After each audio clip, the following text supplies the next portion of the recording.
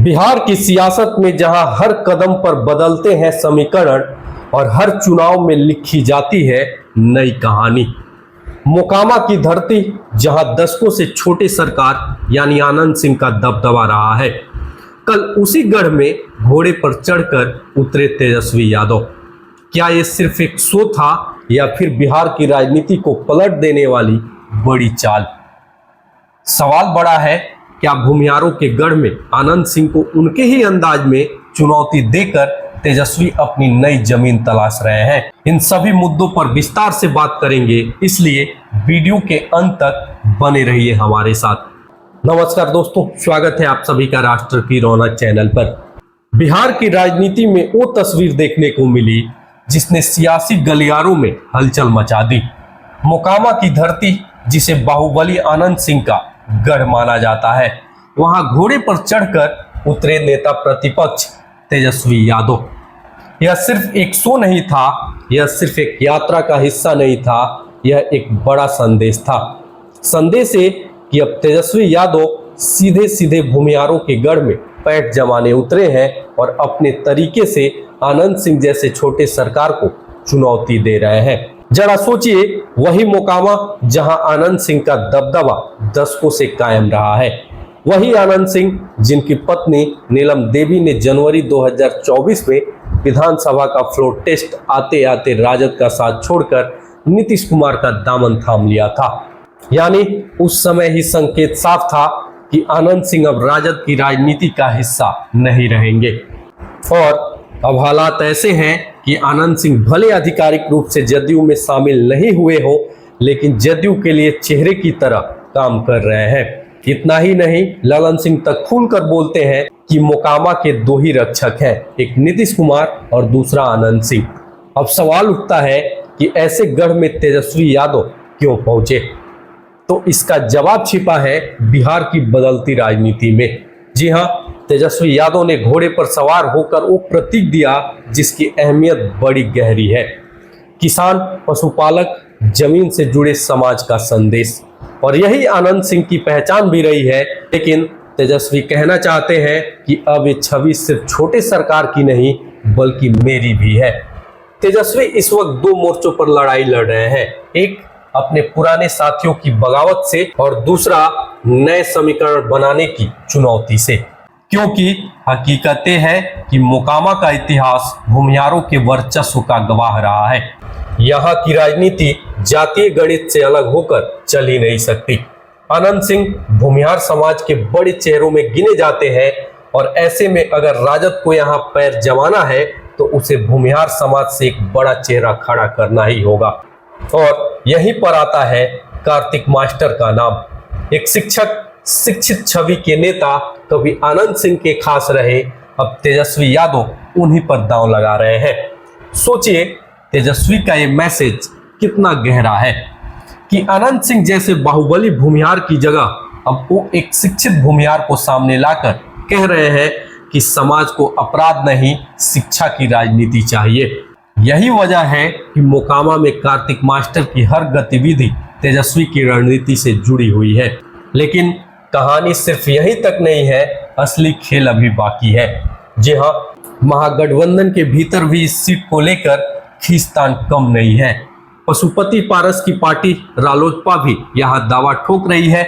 सूरजभान सिंह जैसे बड़े नेता भी चाहते हैं कि इस सीट पर उनका प्रभाव दिखे। लेकिन सूत्रों की माने तो राजद आखिरी वक्त पर एक चौंकाने वाला दांव खेल सकती है। हो सकता है कि सूरजभान की सहमति से कोई नया चेहरा मोकामा से मैदान में उतरे। इस सब के बीच एक और बड़ा सवाल खड़ा हो गया है, क्या तेजस्वी यादव जल्दीबाजी कर रहे हैं? क्योंकि मोकामा की जंग के साथ साथ तेजस्वी ने मुजफ्फरपुर के कांटी की सभा में एक और धमाका कर दिया।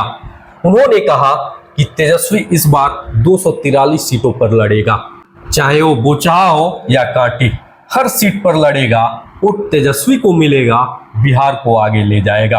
अब सोचिए, जब महागठबंधन का हिस्सा बनकर कांग्रेस और छोटे दल सीटों की मांग कर रहे हैं, तब तेजस्वी का ये ऐलान कितना बड़ा सियासी तूफान ला सकता है। एक कदम दो संदेश देता है। पहला, तेजस्वी अपनी महत्वाकांक्षा को अब छिपाना नहीं चाहते।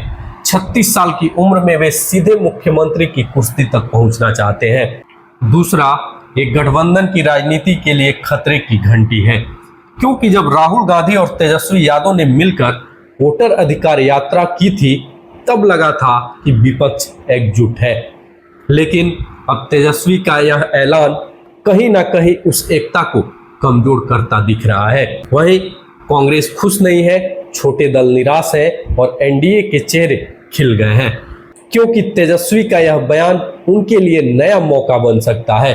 गठबंधन की राजनीति भरोसे की राजनीति है और यहाँ भरोसा टूटता दिख रहा है। तो अब सवाल ये भी है कि क्या जनता तेजस्वी के इस बयान को स्वीकार करेगी? जी हाँ, सी वोटर सर्वे के मुताबिक तेजस्वी अब भी बिहार में मुख्यमंत्री पद के सबसे लोकप्रिय चेहरे हैं, लेकिन उनकी लोकप्रियता घटती बढ़ती रहती है। फरवरी में 40% से ज्यादा थी, अप्रैल में 35% पर आ गई। अब चुनावी मौसम आते आते अगर तेजस्वी ने गलत कदम उठाए तो यही लोकप्रियता उनके लिए मुश्किलें खड़ी कर सकती है। बिहार की राजनीति का सच यही है, यहाँ जल्दीबाजी नहीं धैर्य काम आता है, और शायद यही बात तेजस्वी यादव को समझनी होगी, क्योंकि 243 सीटों पर चुनाव लड़ना एक साहसिक दाव है, लेकिन साथ ही जोखिम भरा भी। अगर इस दाव से कांग्रेस और दूसरे साथी छिटक गए तो एनडीए को खुला मैदान मिल जाएगा। तो मोकामा का रण अब सिर्फ आनंद सिंह बनाम तेजस्वी नहीं रहा, ये भूमिहारों की पकड़, कार्तिक मास्टर की भूमिका, महागठबंधन का तालमेल और तेजस्वी की महत्वाकांक्षा सब पर एक साथ खेला जाने वाला गेम है। और तेजस्वी ने जिस अंदाज में घोड़े पर चढ़कर मैदान में एंट्री की, उसने ये बता दिया कि 2025 का चुनाव सिर्फ एक चुनाव नहीं होगा, बल्कि बिहार की राजनीति का सबसे बड़ा खेला साबित होगा। तो तस्वीर साफ है, मोकामा की जंग सिर्फ एक सीट की लड़ाई नहीं है, बल्कि बिहार की राजनीति की नई दिशा तय करने वाली जंग है।